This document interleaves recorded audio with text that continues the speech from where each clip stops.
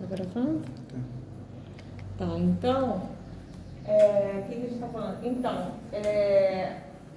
essa ideia da cultura como alguma coisa que é própria dos seres humanos, né? E que tem várias, é plural e tal, ok. Mas existe uma cultura que é uma cultura hegemônica, que tenta se impor. Então, quando ele trabalha aqui, o Forcan com esses dois autores, né? O Forcan com essa ideia da seleção, né, e a reprodução, ele está pensando em como que a escola ela impõe um conjunto, né, de valores. Então, na minha escola, em termos de cultura, não, se bem que na minha escola eu aprendi muita coisa de cultura popular, de chachado, de outros ritmos também, tive bem sorte, assim. Mas normalmente a tendência é impor o cânon, né? Aquilo que é hegemônico e tal. E aí tem uma violência simbólica. Por quê? Porque a gente já viu na cultura, a gente tem sempre essa questão da exclusão, né? Então isso é bom, aquilo é uma merda, né? Tem o funk bom, o funk ruim, sempre tem essas fronteiras simbólicas, e aí você impõe o que ele chama de violência simbólica, que é você impor um certo padrão de cultura musical.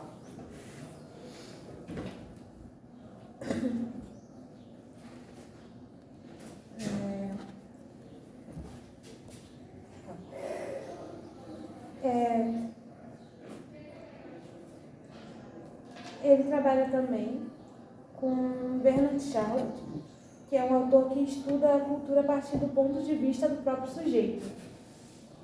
Ele procura entender a relação com o saber, como uma forma de relação com o mundo, do mundo com o aprender. Ele procura ver a visão do sujeito, não aquilo que é imposto para o sujeito. Uhum. Ele diz que o sujeito, para haver essa conversação, precisa partir também do sujeito. Sim, é aquilo que a gente falou um pouco na aula passada, né? Que também trabalha com Martuchelli, né? Uhum. E, aliás, eu acho que eu já tinha comentado com você o Martuchelli.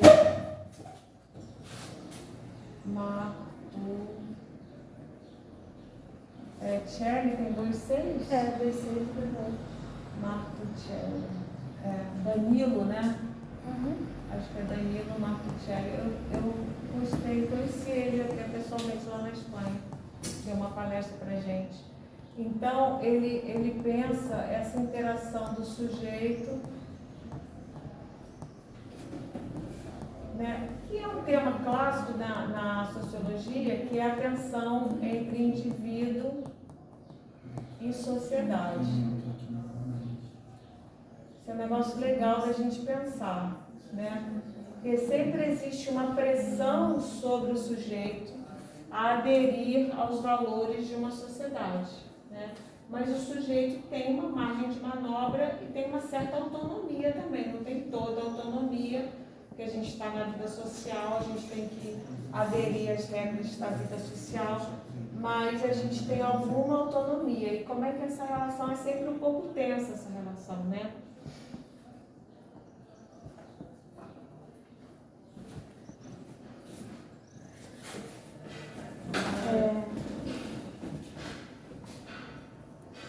Indo para a parte da etnografia educacional que ele fez, ele se configurou com um caminho de orientação metodológica e suas propostas elas incluem uma reflexão sobre o espaço e a música que ocorre dentro das escolas, e como a gente já tinha dito, em que não há aulas de músicas ou atividades extracurriculares que envolvem a música. E um dos aspectos importantes sobre a etnografia foi levar em conta que o pesquisador em campo ele não é imparcial, ele não é neutro, ele tem a sua opinião ali. Isso é muito importante na etnografia, não tem esse negócio de neutralidade, né? A gente tem, como pesquisador, a gente tem lugar de fala, né? Então, se você é um pesquisador que gosta muito de música clássica, o seu olhar vai estar marcado por isso, né? Não tem jeito. A pesquisa de campo ela foi feita com uma duração longa e que foi registrado com os detalhes. Sempre que era anotada uma coisa, ele já passava diretamente para o computador para não perder nenhum detalhe. Essa rotina aí da etnografia é muito importante também, né? A gente ter o caderno de campo, escrever, depois voltar para casa, guardar direitinho, isso é muito importante. No texto diz que ele não levou nada além de um caderno, uma lapiseira e uma borracha. Para também não ficar assustando os alunos com gravador, nada do tipo. Hoje em dia, eu descobri isso com uma aluna minha que eu orientei. Ela descobriu que o celular é o melhor aliado hoje, porque você pode tomar notas no celular sem ser muito... sem criar tanta violência simbólica no meio que você está pesquisando, entendeu? Se você vai com um caderninho, e, por exemplo, se ficasse aqui um etnógrafo, um antropólogo, aqui na nossa turma, lá no final da sala, com um caderno olhando para a gente, anotando tudo que a gente fala, a gente ficaria meio incomodado. Mas se ele estivesse olhando no celular dele, a gente ia achar que ele só estava olhando no celular, mexendo no celular, né? Quando na verdade o cara está anotando as coisas. É um jeito de não ser muito evasivo. Exatamente, é um jeito de não ser tão invasivo. Isso é uma dica bem legal de metodologia. Então, para as questões iniciais que dirigiram o trabalho de campo foram: deixa eu achar aqui. Da existência de música na escola, além daquela redirecionada com os professores, a consideração de que a mídia não pode ocupar o posto de único referencial musical das crianças, de que a escola apresenta uma realidade marcada por quase 40 anos de ausência do ensino obrigatório da música, e com o entendimento mais aprofundado sobre o campo onde seria feita a pesquisa, foram formuladas perguntas norteadoras, como: onde é a música no espaço escolar? Quais os momentos? Quais os elementos da mídia que podem ser observados nas manifestações musicais das crianças? Quais as ideias que as crianças têm na sua própria relação com a música? Como as crianças aprendem a música dentro da escola? Como os adultos reagem a manifestações musicais das crianças? Olha que interessante, né? Então essas perguntas aí seriam o que a gente chamaria, se quisesse fazer uma resenha, dos objetivos específicos, né? Ele tem o objetivo geral, que qual seria o objetivo geral? Entender como numa escola que não tem um projeto de musicalização, né? Como é que a música aparece nessa escola fora de uma proposta pedagógica, fora de uma intencionalidade pedagógica, né? Espontaneamente, digamos assim. A mesma coisa se faz, por exemplo, com a escrita, né? Foi o trabalho que a Emília Ferreira fez com as crianças, né? Ela não queria saber o que as crianças estavam aprendendo do que estava sendo ensinado na alfabetização. Ela queria saber o que as crianças escreviam espontaneamente e como elas escreviam. E aí ela descobriu um monte de coisas interessantes, né? Sobre essa hipótese que as crianças tinham, como é que elas se relacionavam com a escrita fora da escola. Não significa que você não possa ter um projeto de musicalização, um projeto de alfabetização. Tem que ter, né?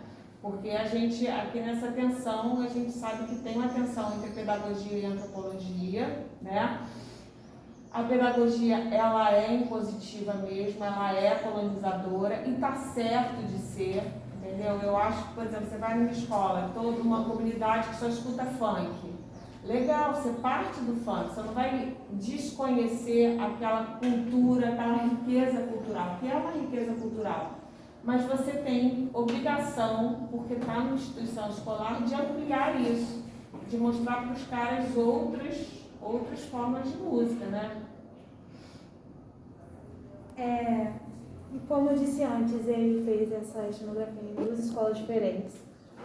E por um longo tempo, né? Quanto tempo você lembra? Não, no texto não disse. Aham. O texto não disse. Ele procurou as escolas, procurou observar as crianças de 7 a 11 anos de idade e qual era a música que rodava dentro daquela escola que não tinha nenhuma aula de música ou alguma aula extracurricular que envolvia música. Aham. E os primeiros registros de observações gerais tinha o principal foco o entendimento do cotidiano das crianças e as suas próprias manifestações musicais, que com o tempo o autor foi percebendo que os professores não percebiam. Era uma música silenciada, por assim dizer, né? Os professores não percebiam que aquilo era música, que as crianças estavam fazendo, sendo que era a música que rodava ali no cotidiano. Que era que eles chamam de cegueira musical dos adultos, né? Isso, que era que a gente esse estava material falando. sonoro. E o que eles escutavam? O que circulava entre eles? Aqui.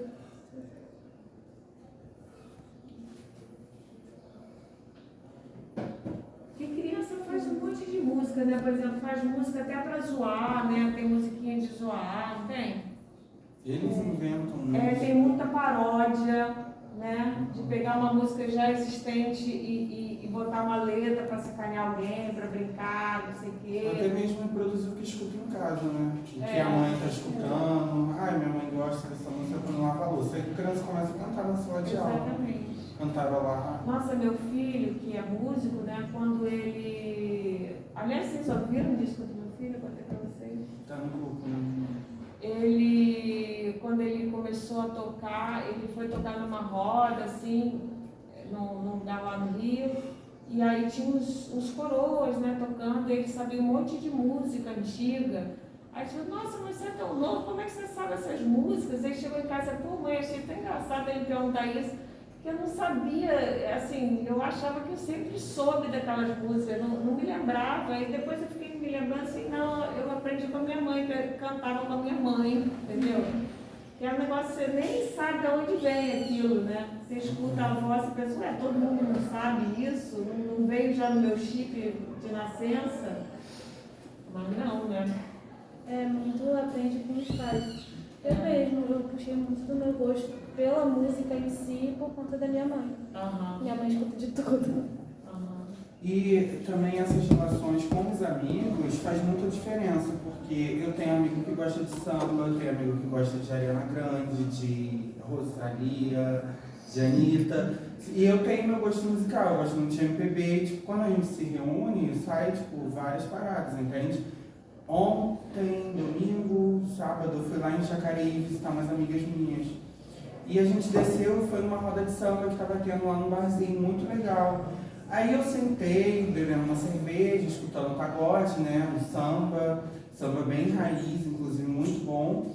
E eu tinha umas pessoas, né, bebendo, cantando, observando. Aí eu comecei a observar cada pessoa ali naquele ambiente. E tipo assim, a gente percebe que as pessoas pretas, né, que estavam no lugar, elas dominavam mais o samba. Aí eu comecei a ter uma reflexão meio antropológica da situação. Garoto! Aí teve até uma cena de um filme que eu assisti, Barba, Cabelo e Bigode. Tinha um menino branco lá, bem burguesinho, sabe, curtindo samba, enchendo o saco do pessoal que tava tocando, ele falando, ai, nossa, um cavaquinho abençoado e tal. E o cara, tipo, nem ligando pra ele, sabe, deixa eu tocar meu samba aqui. E ele tava sendo muito oportuno numa hora que não era pra ser. Inoportuno, não é? Aí ele tava lá, tipo, meio que atrapalhando o pagode, o cara tocando, e ele lá, sabe, eu falei, cara, não é possível. Aí no filme retrata da seguinte forma, que esse rapaz branco, ele é namorado de uma menina preta, e essa família, eles são muito influentes no samba e tudo mais. Aí no filme ela fica de saco cheio dele, porque tudo ele quer observar. Aí ela ainda fala assim pra ele no filme, ai, deixa essa parada de antropologia pra lá, vai curtir a parada, entende? Porque tudo ele queria dar palpite, tudo ele queria falar, tudo ele queria observar. É muito bom. Aí ela falou, para de ser antropológico, tipo uma parada assim. Foi. Que ele gostava muito de observar, e ele tudo falava uma filosofia pra parada, se tava rolando uma roda de samba. Aí ele falava, nossa, isso é muito antropológico, que não sei o quê. Aí foi a mesma parada que eu observei lá, né? No Você vai samba. ficando assim, né? Aí do nada, eu bebendo uma cerveja, eu falei, nossa, qual é a posição que eu tô ocupando aqui, sabe? De observador, teoricamente. Aí eu vi e falei, poxa, se eu levantasse aqui, desse uma sambadinha e tal, eu ia chamar a atenção das pessoas. Eu permaneci sentado. Eu falei, a Isis está sentada, eu vou permanecer sentado também. Mas é isso, é essa parada da observação que eu tava falando sobre a música.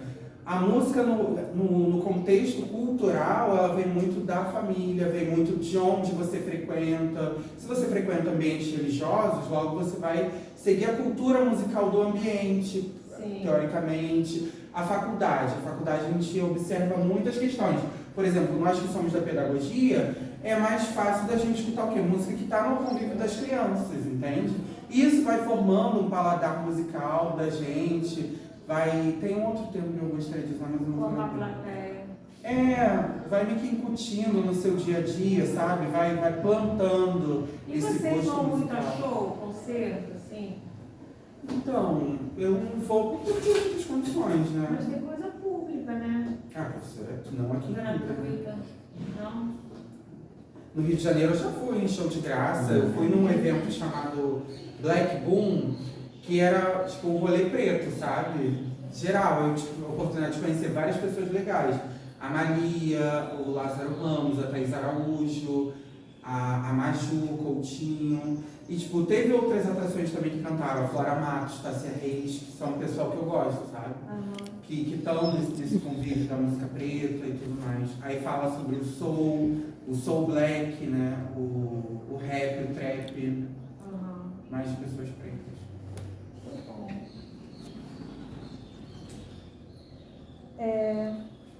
Continuando da análise etnográfica do autor, ele conseguiu, observando as crianças, ele conseguiu separar inicialmente as atividades musicais em 8 categorias, mas que depois ela foi reorganizada e geraram 3 categorias principais. Então, isso é muito importante. Olha só, vamos fazer o seguinte, vamos organizar aqui para a gente já ter uma aulinha de resenha, né? Então, a gente tem objetivo geral desse texto, qual é? Como é que a gente diria? Compreender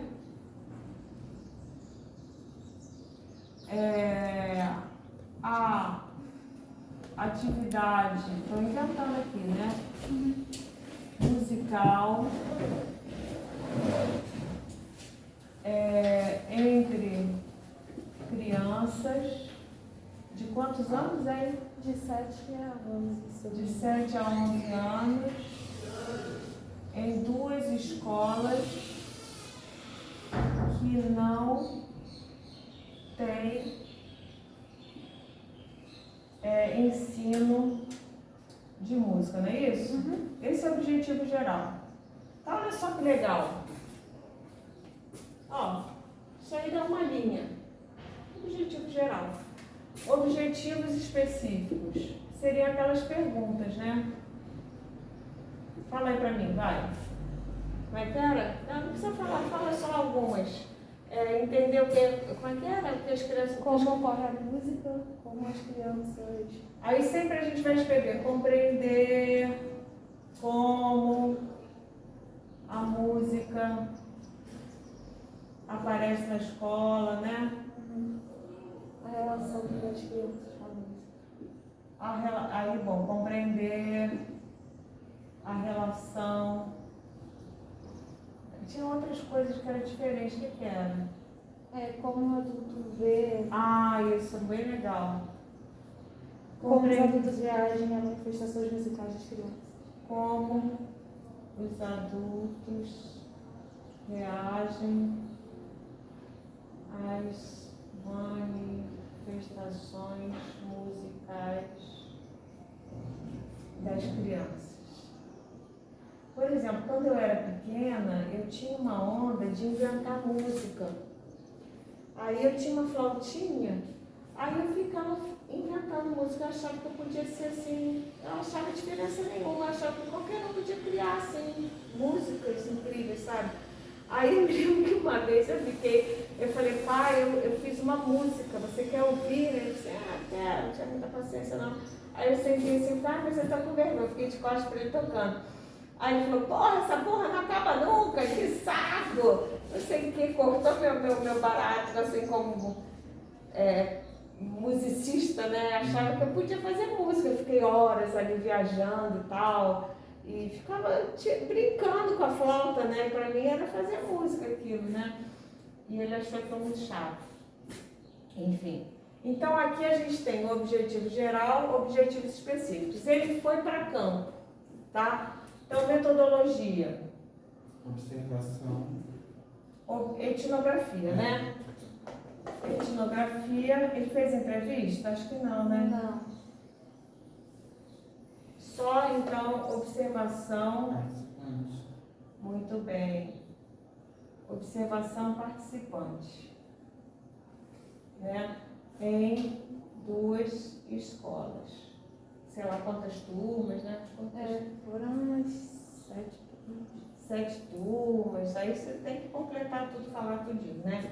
Aí ele recolhe o material de campo, tá? A partir desses objetivos gerais específicos, né? Ele não está colhendo qualquer coisa, ele está colhendo isso que ele se propôs a colher, né? Então está com o ouvido, anotando tudo no caderno, depois chega em casa, bota no computador e tal. Tem uma massa de material.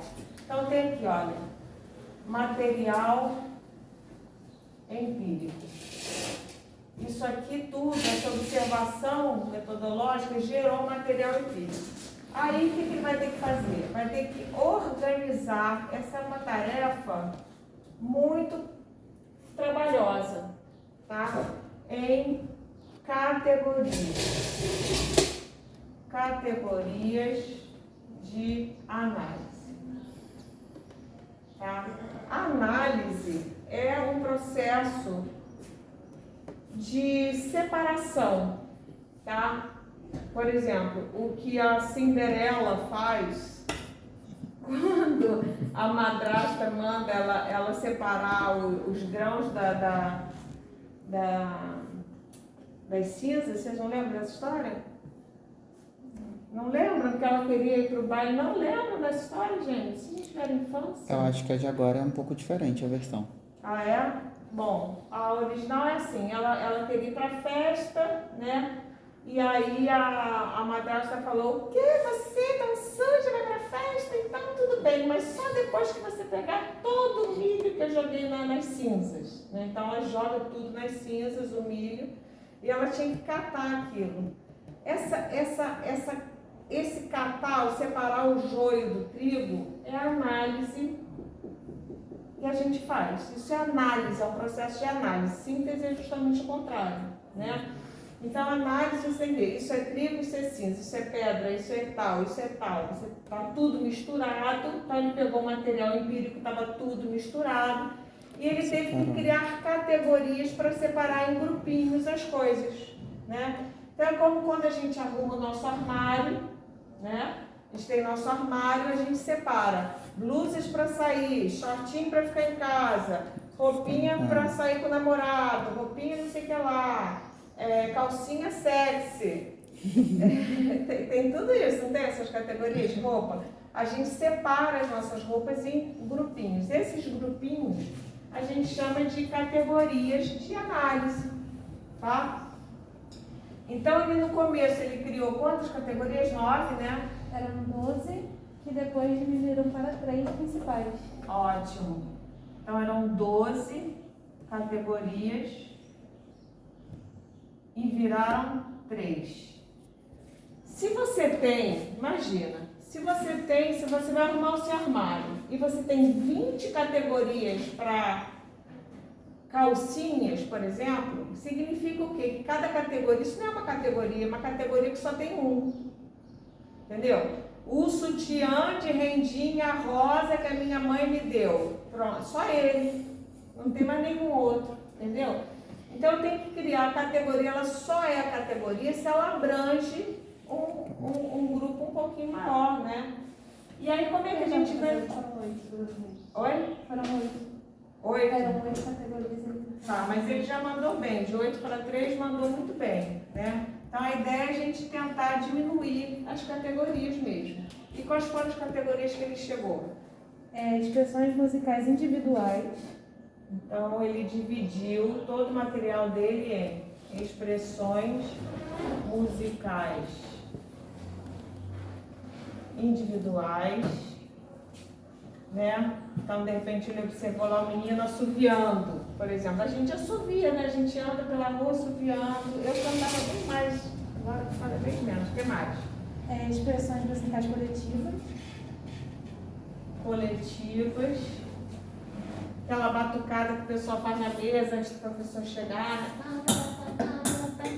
E tira a música, já viram? Como a gente tira a música da mesa, tira a música dos objetos, coloca isso aqui dá um som legal, isso aqui dá outro som. Aquele corpo mesmo, né? Criança tira som de um monte de lugar, né? Aí descobre aqui, e aí dá tipo uma aula de música assim, que legal, considerando essas coisas, mas partindo daí para um outro negócio, né? O que mais? E relações com o mundo adulto. Relações com o mundo adulto. Aí sempre fica mais dificuldade, né? Relações com o mundo adulto. Então, ele chegou a essas 3 categorias, 1, 2, 3.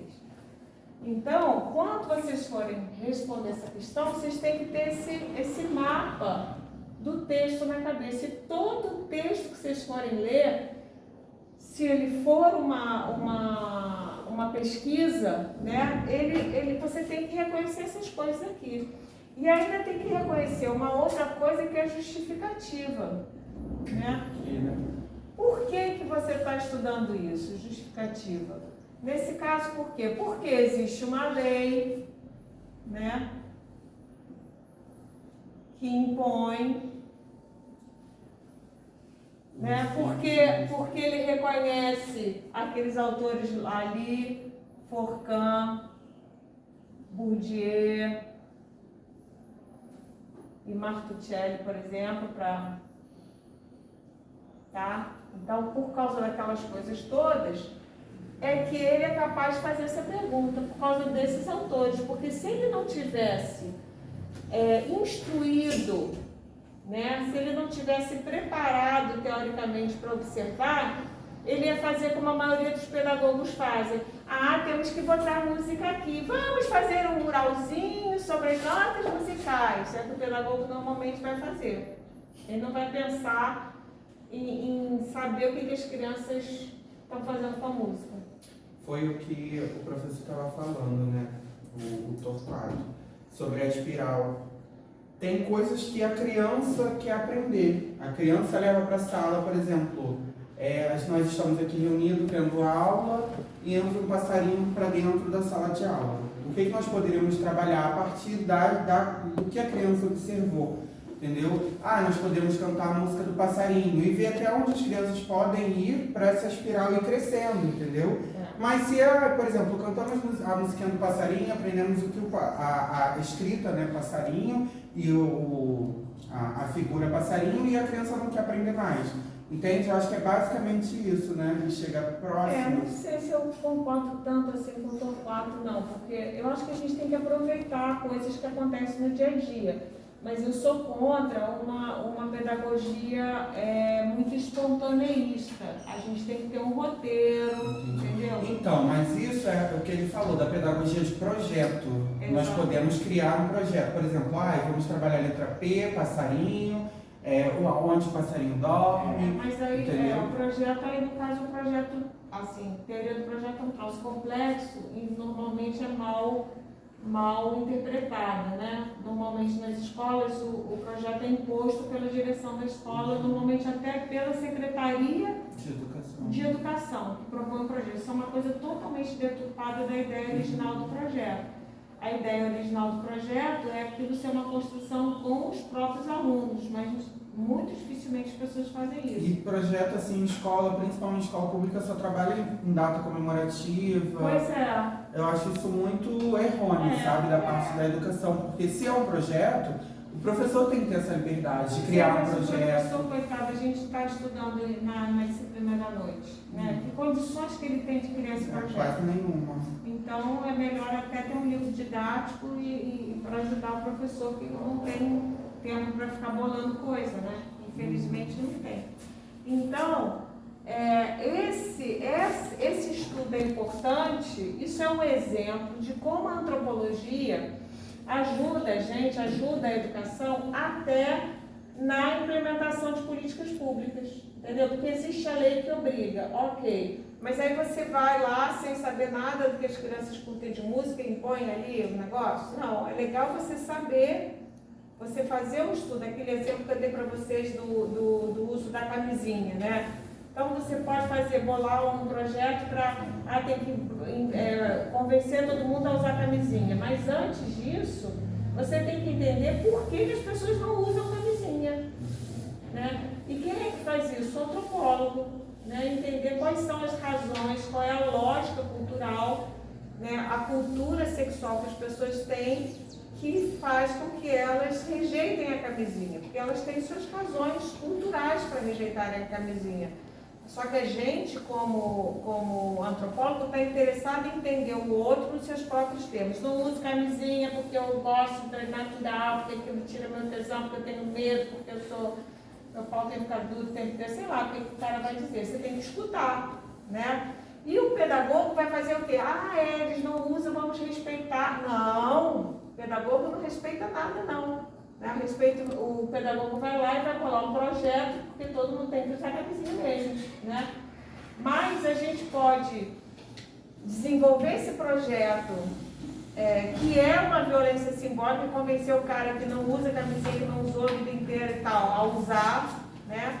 Mas vai ser menos violento se eu conhecer essas razões. Eu posso encontrar um meio mais suave, talvez, de fazer. É importante a gente considerar isso, tá? Então, a justificativa seria isso, tá?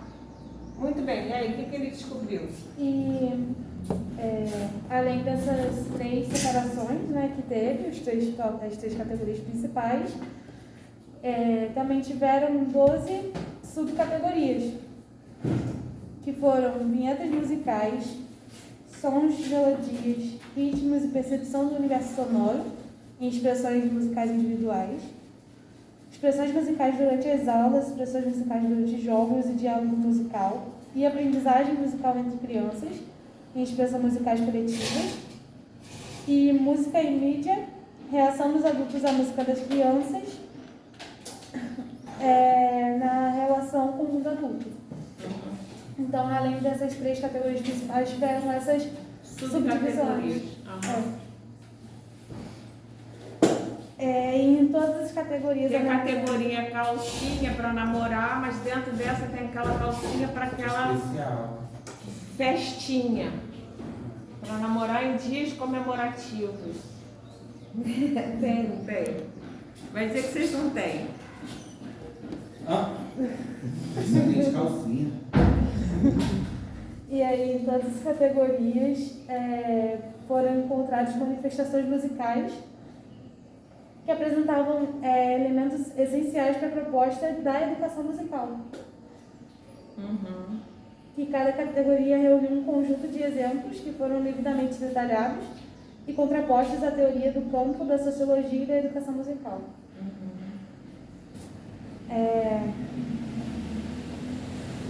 Depois disso, ele parte para as considerações finais, em que ele diz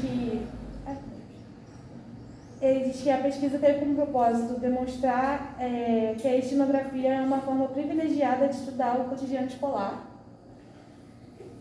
e que muitas manifestações musicais estudadas dificilmente seriam reveladas por outras formas de pesquisa. Claro, você podia entrevistar a pessoa ia falar, eu gosto de cantarolar, gosto de assobiar quando chega a comida da escola, da merendeira, não sei o que lá, eu brinco com a merendeira. Nem lembra, né? Nem tem consciência. Então isso é interessantíssimo, porque a observação participante, ela permite o etnógrafo observar coisas que as pessoas fazem sem ter consciência de que estão fazendo. Isso é muito legal. Então é uma metodologia super bacana para pesquisa escolar, né? Em âmbito escolar. É muito bacana mesmo. Acho difícil, mas vocês vão escapar dela no TCC, né? A não ser que vocês não façam trabalho de campo. Mas, em geral, a gente usa a observação participante mesmo. Então, ele diz que foi possível notar que, mesmo sem as aulas de música, a cultura musical das crianças foi bastante elaborada. E de qualquer forma, essa conclusão serve para diminuir a importância do ensino sistematizado da música. Não, essa observação não serve, É, tem de esse cuidado, né? Quer dizer, ele não está dizendo assim, olha, as crianças já têm muita musicalidade, não precisa ter aula de música. Ele não está dizendo isso não. Então, Ele chama atenção para a necessidade, né, da música. É isso? É basicamente isso? Ele está chamando a atenção para a necessidade da música no cotidiano. O que ele está tentando dizer é que mesmo as crianças tendo a música delas ali no cotidiano escolar, isso não diminui o fato de que seria interessante ter uma aula de música, uma educação musical. Mas uma educação musical considerando aquilo que a musicalidade das crianças, sem desprezar a musicalidade das crianças. Oi? Vamos lá, posso dar um recado? Pode.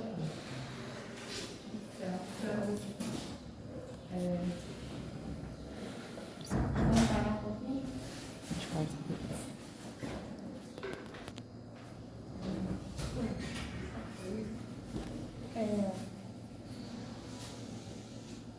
Perdão.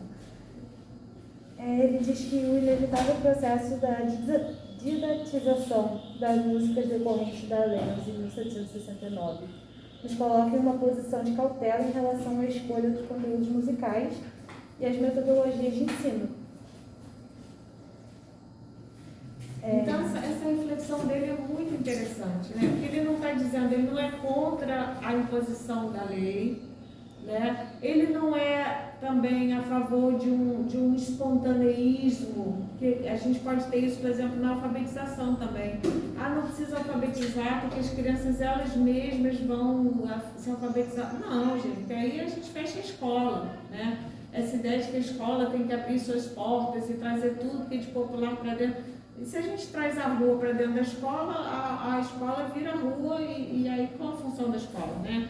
A função da escola é ensinar o português, que a gente não aprende na rua, né? Ensinar música que a gente não aprende na rua. Em algum lugar a gente tem que ter oportunidade de aprender essas coisas, até porque essa cultura canônica, essa cultura que é imposta pela escola, ela é a cultura também que tem mais prestígio na nossa sociedade, né? Então, se a gente não tem acesso a essa cultura, a gente corre o risco de quê? De reproduzir as desigualdades. Vocês estão conta disso? Então, se a gente for dar aula, por exemplo, para uma escola na Ilha Grande, onde a população é de caiçaras, então eu vou valorizar só a cultura local, a cultura dos caiçaras e tal.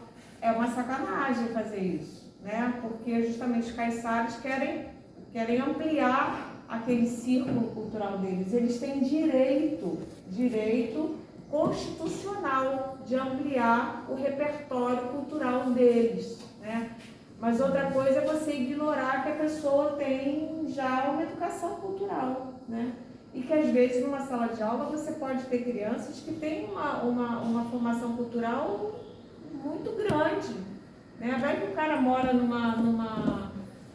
numa comunidade que tem samba, que tem pessoas na casa que são músicos, né? Que estão envolvidos com isso. O cara conhece muito mais do que a gente pode, muito provavelmente, né? Então a gente tem que estar ligado nisso. Ele também diz que nas diversas manifestações onde foi possível encontrar a influência da mídia, ele notou que no lugar de estimular um comportamento passivo, as crianças frequentemente elas adaptavam para transformar de acordo com seus interesses. Exatamente aquilo que a gente falou da paródia, né? Então essa ideia também, e a mídia, da gente demonizar a mídia, as músicas da mídia, essas músicas que grudam. Outro dia me vi cantando uma música que, aliás, eu adorei. Eu escuto na rádio aquela profetizou, ganhou, sacou, nananana, não tem outro igual, vocês já ouviram isso? Profetizou, ganhou, sacou. Então deu dente na beat nacional. É uma bobagem, sim, mas eu acho que tem qualidade aquilo, eu gosto, sabe? E escuto e cantarola aquilo. E também escuto música clássica, também escuto coco, também escuto, entende? A gente pode escutar um monte de coisa ao mesmo tempo, né? Então é bacana isso. E legal, isso que ele observou, é que as crianças, elas não são presas da mídia, né? Não é assim, a mídia impõe uma coisa. Mesmo a escola tenta impor coisas, mas a gente resiste sempre, né? Então tem esse jogo da subjetividade, que esses autores, né, que trabalham com a subjetividade, dessa relação entre indivíduo e sociedade, vão chamar a atenção também. Que as crianças, elas brincam, né? São capazes de fazer paródias de músicas famosas, mudando a letra e brincando com isso. Então elas se apropriam no sentido de tornar próprio, né? Tornar próprio uma coisa que é coletiva, que é da mídia. O autor também diz que, em sua pesquisa, Glushakov sugere que haveria condições mínimas para que a criança se manifestasse musicalmente, mas que os resultados encontrados a partir da etnografia mostram que é ao contrário disso, que as manifestações musicais em todos os momentos e espaços do cotidiano escolar. Ele encontrou manifestações musicais em todos os momentos ali. E, concluindo com a conclusão dele, né, a pesquisa mostra que a maioria dos adultos, como a gente disse no início, tem essa surdez musical, que não escuta essa música no cotidiano das crianças. Não reconhece isso como esse material sonoro como música, né? E às vezes é isso, é uma batucada, o cara tá... Gente, batucar é um negócio difícil, né? Então como é que você aprende? Como é que você aprende? Eu não aprendi, eu era muito educadinha quando era criança, não ficava batucando não. Mas aqueles meus amigos que ficavam tocando carteira, eles tiveram maior possibilidade de aprender coisas do que eu, que não tinha vergonha, sei lá, né? Eu desenvolvi muito essa questão musical também em bandas de escola. Eu participava, eu tocava lira. Aí depois de um tempo eu enjoei, eu falei, mas eu aprendi muito de percussão também, entendeu? Tocando caixa, tarol. Aprendi muita coisa, aprendi muita música. Aquela parada, muita né? matemática com a música. Surdo, A gente tem que ter um momento para tudo, né? O compasso da música, tem que entrar no ritmo. E eu fiz uma disciplina de educação musical aqui no Instituto que falou muito sobre isso também. Foi sobre aprender os instrumentos, aprender todos os ritmos, né? As formas de ritmo, o ritmo do piano, o ritmo da flauta, do cavaquinho. Aí foi até por uma plataforma, né? Só que, eu preferia presencial. Acho que seria muito mais legal. Mas foi bem legal também. Agora tá presencial também. Não, agora tá rolando pela plataforma. É a professora Requião, mas ela dá pela plataforma a aula. Você vai ter essas duas formas. É uma plataforma já montada e tem todas as aulas. Aí tem, os instrumentos clássicos. Fala até da Sinfonia de Beethoven. Tem também uma parte que fala que você tem que acompanhar o bonequinho vai no ritmo e ele vai correndo. Aí você tem que observar, depois tem uma atividade que você tem que falar, dar meio que uma justificativa, né? O porquê que o bonequinho estava fazendo aquilo. Mas aí a gente já está no campo da educação musical mesmo, né?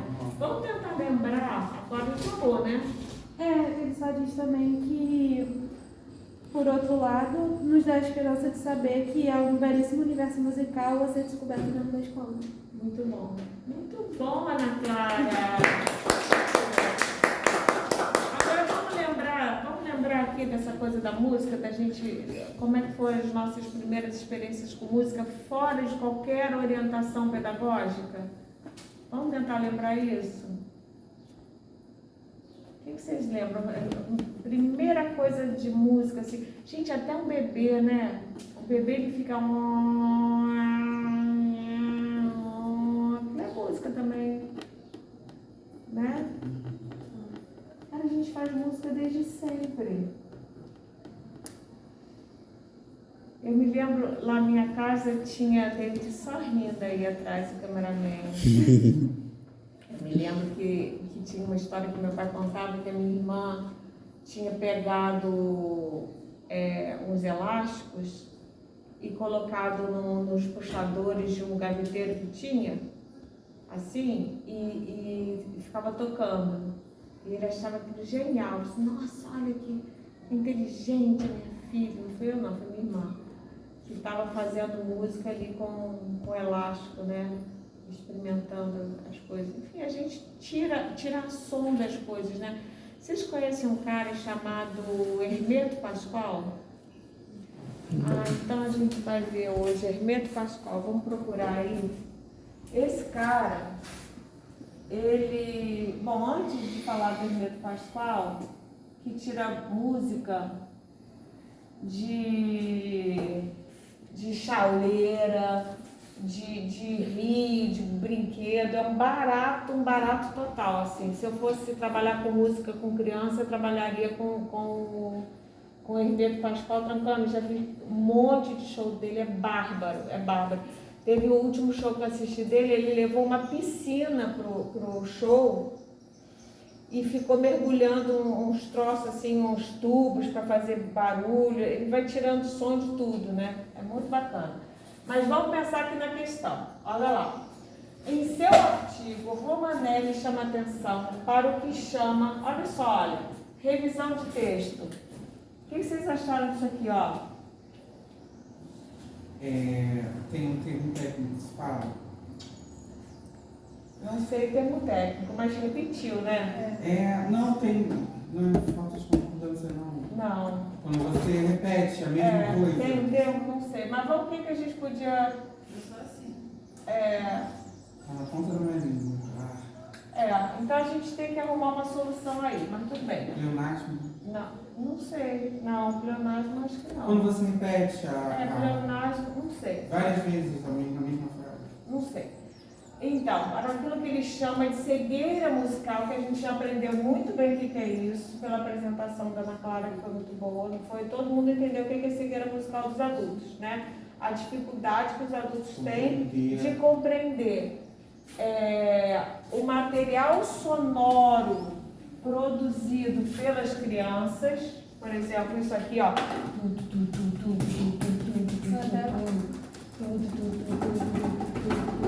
Sei lá o que eles fazem, assoviada, eles não ignoram essas coisas. Este achado de pesquisa, tá, gente? O que é um achado de pesquisa? A pesquisa vai para o campo com as perguntas. Isso é que o pedagogo tem muita dificuldade de fazer, essa formação científica que vocês não têm, né? Então a gente vai para o campo com perguntas, sem saber coisas, querem saber como é que é. E aí você acha algumas coisas através dessa metodologia. Foi possível, a partir de uma interessante fundamentação teórica a respeito da cultura escolar, isso aqui, olha, essa fundamentação teórica a respeito da cultura escolar está aqui com esses autores, tá? Conjugada ao trabalho de campo etnográfico, que também foi muito bacana, porque o cara ficou bastante tempo, não foi lá 3 vezes, entendeu? Foi em 2 escolas, em várias turmas, por um tempo demorado, observou em várias situações as crianças, né? Explique de que modo as dimensões teórica e empírica, dimensão empírica está aqui, na metodologia dele, tá? Empiria é a parte prática. Se articularam e possibilitam essa descoberta em seu trabalho, né? Como é que ele, a partir do que ele fez, do que ele foi para o campo sabendo, né, de teoria, e como é que ele chegou a essas conclusões? A parte empírica seriam as categorias que ele criou. A parte empírica é todo o trabalho metodológico, tá? E as categorias que ele descobriu. As categorias já são um achado, né? Que ele não, você vai para o campo com uma certa concepção teórica. Sem essa concepção teórica, ele não ia chegar a essa conclusão. Ele ia ter a mesma cegueira musical, né, dos adultos. Ele olhar, não, aqui não rola música, precisamos urgentemente fazer um projeto, porque essas crianças não têm musicalidade nenhuma, coitadas. Não fazem nada de música aqui, só fazem barulho, por exemplo, né?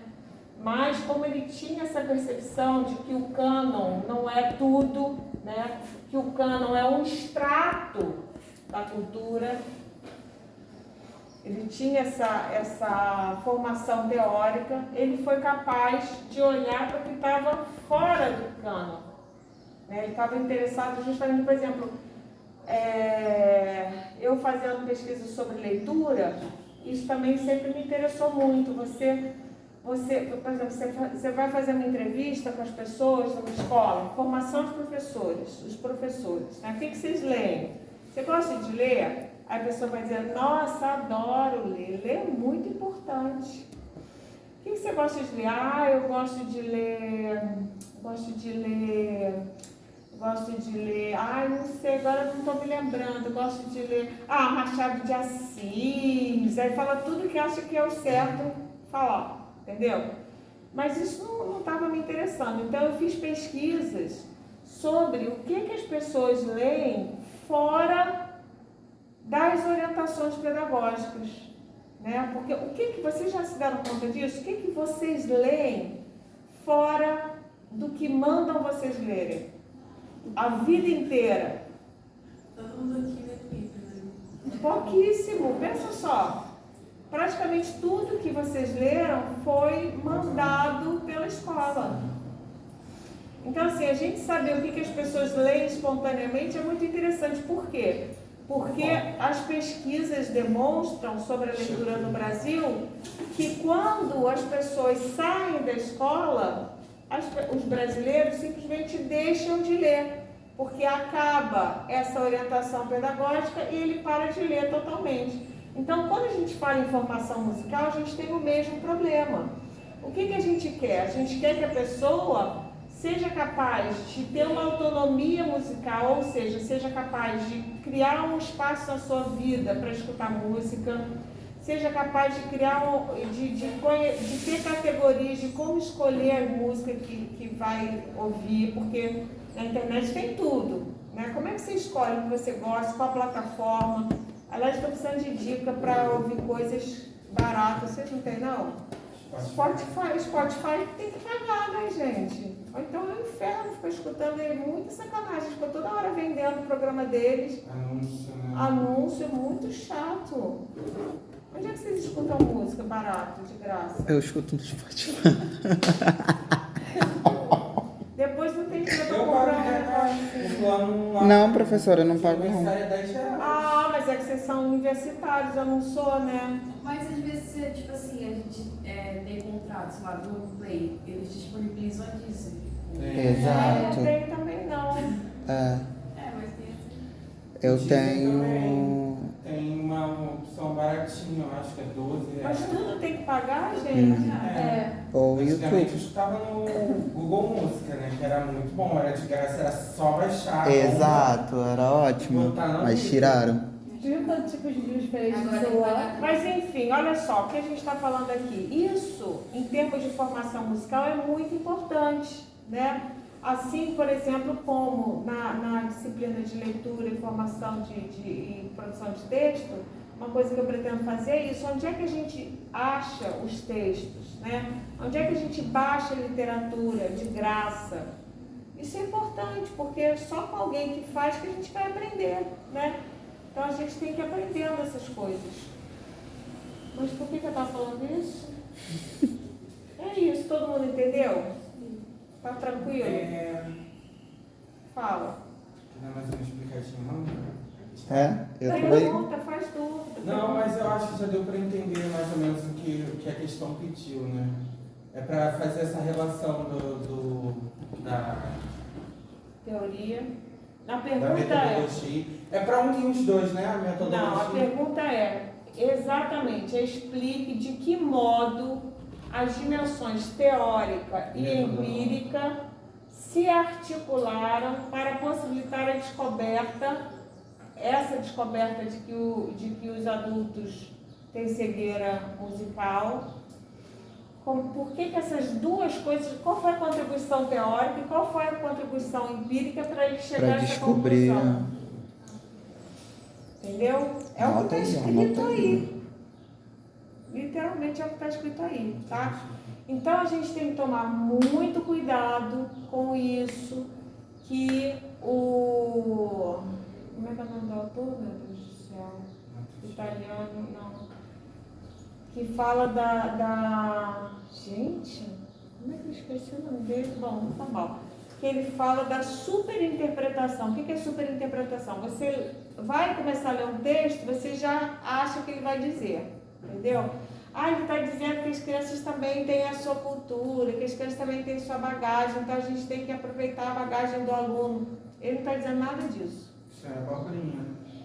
Não, pode ser que tenha um texto que diga isso, mas nem todos os textos dizem isso. É porque a maioria dos textos de pedagogia dizem a mesma coisa. Já repararam isso? Ou é preconceito meu? Mas eu acho também, professora, que parte muito do que o Lucas falou na aula dele, a Moto e o Pão, sobre o texto dele, que ele leu foi o título, não foi, amigo? Você achou que era uma coisa e o texto falava outra coisa. Não que o que tenha, exato, não que o texto vem dizendo não seja uma coisa muitíssimo importante que vai agregar a gente, mas é por conta dessa leitura que a gente vê o título e acha que basicamente é aquilo. Porque... Adivinha. Exato, é a música que está na escola. Só de ler isso a gente já acha que vai falar sobre músicas da educação infantil, o que pode ser dito. O que pode, aí já nem leu o texto. Tá entendendo? Cria hipóteses. Cria uma... Não, olha só, criar hipótese, qualquer pessoa inteligente faz. Mas a pessoa inteligente, a pessoa burra, ela se mantém na hipótese,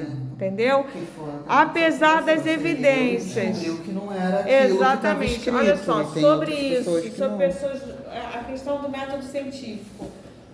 Vou dar um exemplo. A pessoa tem um companheiro, tá?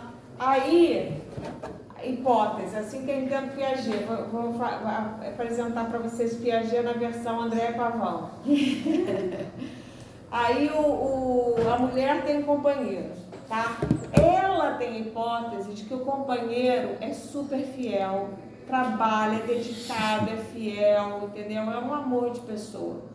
Só que ele chega sempre muito tarde e tal, e as vizinhas, a vizinha dela, que é muito fofoqueira, fala pra ela: Maria, esse cara tá de rolo aí, tá distraindo.